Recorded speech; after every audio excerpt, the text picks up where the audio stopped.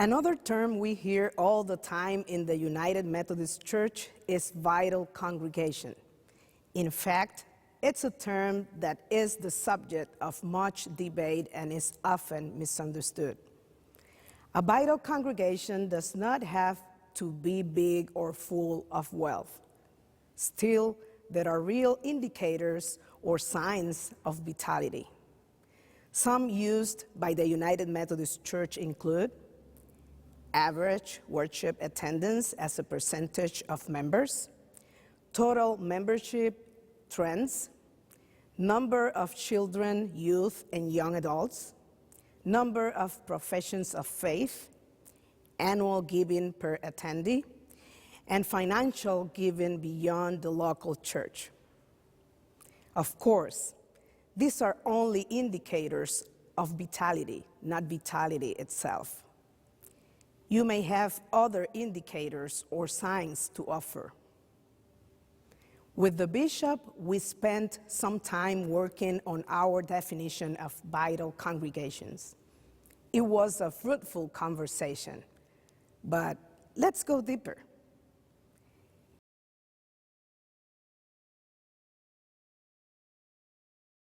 In our first clip, we returned to the gathering of clergy at one of the bishop's district days. In the clip, Bishop Webb reminds us that Jesus didn't fish with a fishing pole, and neither do vital congregations. A friend of mine preached an amazing sermon on the mission of the church. He was one of the most gifted preachers I've ever heard in my life. He is no longer in ministry today because he didn't pay attention to the need for fellowship and accountability.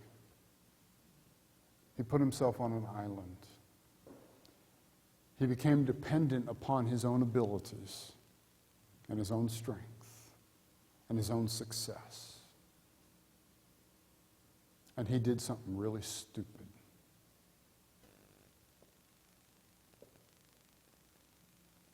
And he's no longer a pastor.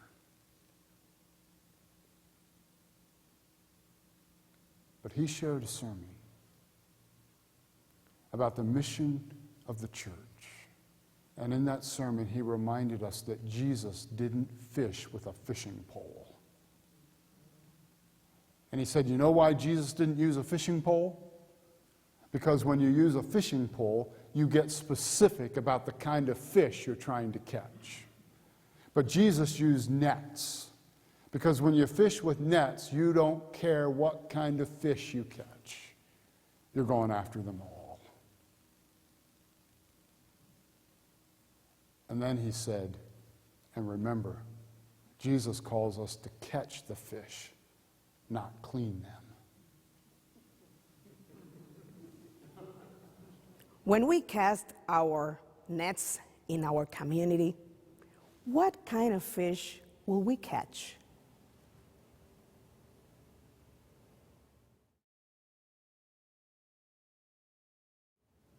In our second clip, we return to the gathering of clergy and laity as we go deeper into vital congregations. In this clip, Bishop Webb shares a humorous story that asks, what keeps us from fishing? There's a story, it's probably not true. I always say this, most good stories aren't true. And I apologize for my back. I'll try to remember your back there. It's a story about a guy who loved to fish. And he was known throughout the county as the guy who, no matter when he went fishing or where he went fishing, he always came back with an amazing catch. He was always successful at fishing. And John Carlos, no one could figure out why. You think that's amazing, don't you?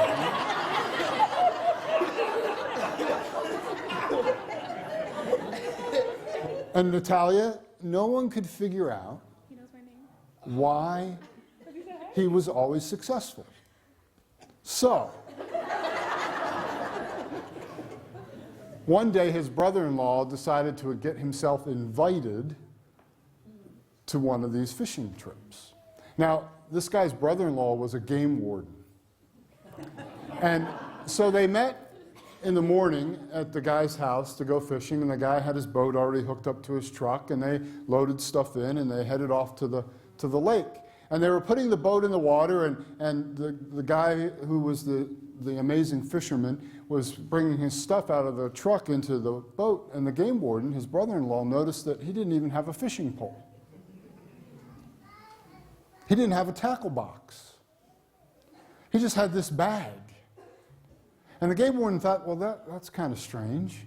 But he decided he wasn't going to ask any questions yet.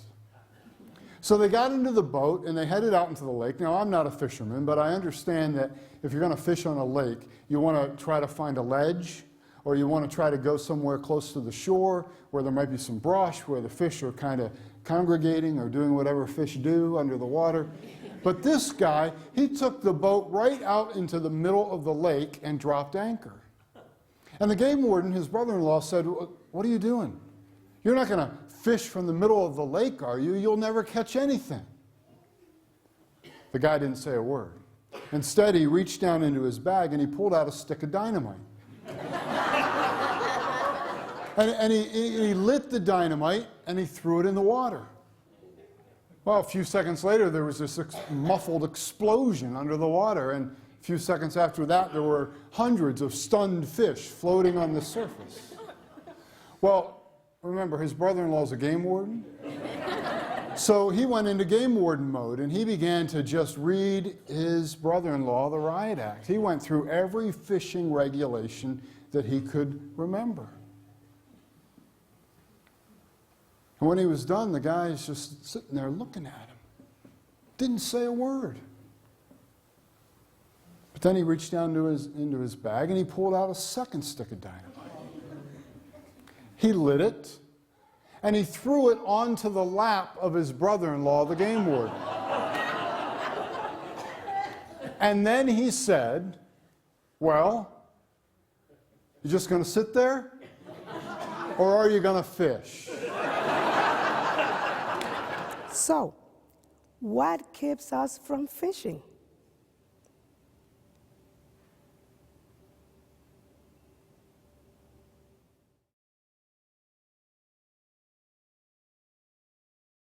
In our final clip, Bishop Webb shares a story about a children's television show to remind us that there is a hole in our lives without Jesus.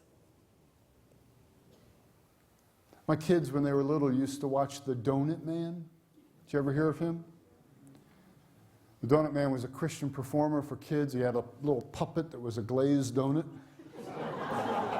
And he played the guitar and he sang songs. But he had a kind of a key phrase that just summed up his entire ministry and his purpose. And the phrase was this: life without Jesus is like a donut. There's a hole in the middle of your heart.